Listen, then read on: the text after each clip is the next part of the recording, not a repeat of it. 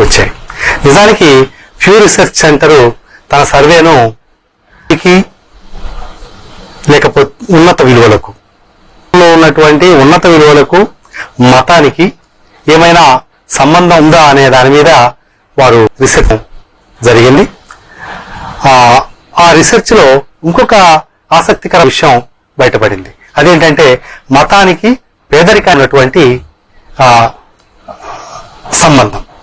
So ఇది ఎలాగా ఏంటి అని చూద్దాం. మనం సహజంగానే మనం ఆస్తికులు ఈ చర్చ జరిగేటప్పుడు ఆస్తికులు ఒక విషయాన్ని చాలా గట్టిగా చెప్తారు. మతమే గనక లేకపోతే, దేవుడే గనక లేకపోతే మనుషులు ఇంత నిజాయితీగా నీతిగా ఉండనే ఉండరు అని.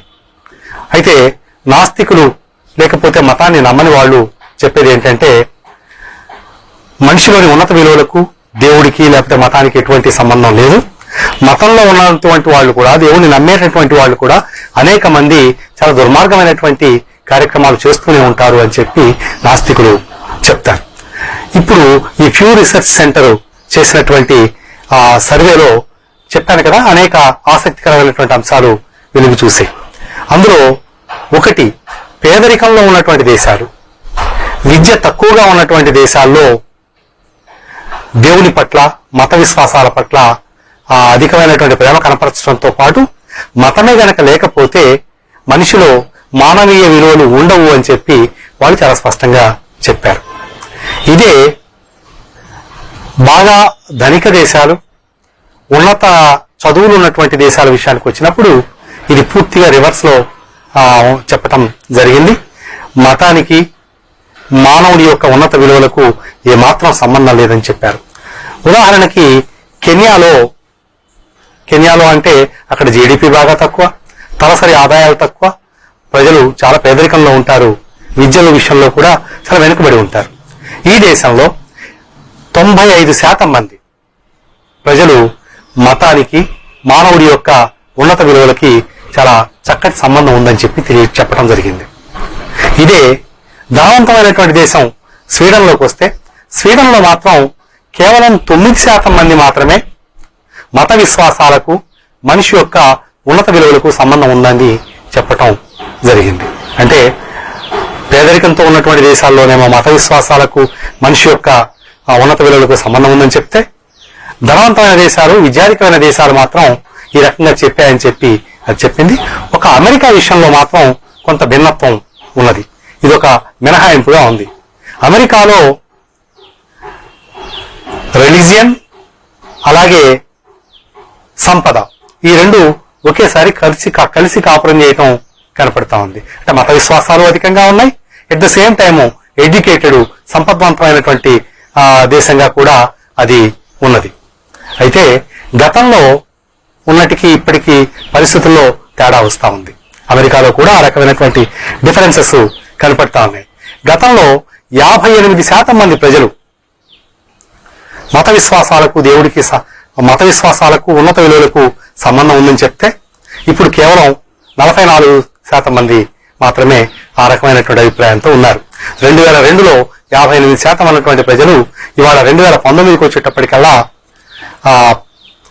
44%కి అది పడిపోయింది.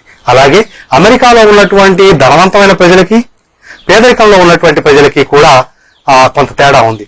లో ఇన్కమ్ గ్రూప్స్ ఏవైతే ఉన్నాయో అవి మతానికి, మానవుడి యొక్క ఉన్నత ప్రవర్తనకి సంబంధం ఉందని చెప్తే, ధనిక వర్గాల విషయానికి వచ్చినప్పుడు మానవుల్లోని ఉన్నత విలువలకి, మతానికి, దేవుడికి ఏమాత్రం సంబంధం లేదని చెప్పటం జరిగింది. నేను ఇప్పుడు మీకు ఒక జాబితా ఇస్తాను. అది ఉన్నత విలువలకు, భగవంతుడికి, లేకపోతే ఉన్నత విలువలకు, మతానికి సంబంధం ఉందన్న దేశాల జాబితా ఇస్తాను. ఒకటి ఇండోనేషియా. అందులో 96% మంది భగవంతుడికి, అట్లాగే మానవుడి యొక్క ఉన్నత విలువలకి, అంటే అవలంబనకులు చెప్పే అంశాలకి, దానివలన మనుషులు బాగా ఎడ్యుకేట్ అవుతారని, అట్లాగే వాళ్ళు మంచి మనుషులుగా మారతారని చెప్పి చెప్పటం జరిగింది. అలాగే ఫిలిప్పీన్స్ విషయానికి వస్తే 96% మంది, కెన్యా విషయానికి వస్తే 95% మంది, నైజీరియా విషయానికి వస్తే 93% మంది మత విశ్వాసాలకి, అలాగే మానవుడి యొక్క మంచితనానికి సంబంధం ఉందని చెప్పారు. అలాగే బ్రెజిల్, సౌత్ ఆఫ్రికా, ట్యునీషియా ఈ 3 దేశాల ప్రజల్లో 84% మంది కూడా ఈ విషయాన్నే బలపరచడం జరిగింది. ఇక రెండవ కోణంలోకి వస్తే మతానికి ఉన్నత విలువలకు సంబంధం లేదన్న దేశాల జాబితా కూడా మీ ముందు నేను చెప్తాను. స్వీడన్లో కేవలం 9% మందే ఈ విషయాన్ని బలపరిచారు. చెక్ రిపబ్లిక్ లో 14% మంది, అలాగే ఫ్రాన్స్ లో 15% మంది, యునైటెడ్ కింగ్డమ్ లో 20% మంది, స్పెయిన్, నెదర్లాండ్స్ లో 22% మంది మాత్రమే మత విశ్వాసాలకు మానవుడి ఉన్నత విలువలకు సంబంధం ఉంటుందని చెప్పిన వాళ్ళు.